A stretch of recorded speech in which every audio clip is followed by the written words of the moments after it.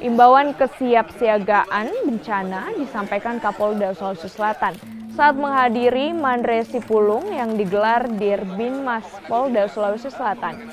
Irjen Nada Sujana mengatakan semua pihak harus bekerja sama menghadapi cuaca ekstrim yang melanda sejumlah kabupaten kota di Sulawesi Selatan. Polisi juga diminta hadir di tengah masyarakat yang terdampak banjir. Selain siaga bencana, Kapolda Sulsel juga menyampaikan sejumlah agenda yang menjadi perhatian. Di antaranya pemilu 2024, pertumbuhan ekonomi dan inflasi, serta perkembangan COVID-19. Bahwa hujan di wilayah Sulawesi Selatan ini mulai dari sedang dan lebat.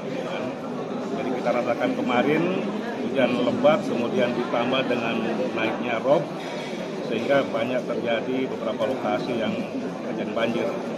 Bisa mengharapkan kepada masyarakat untuk waspada dan mengikuti perkiraan daripada BMKG.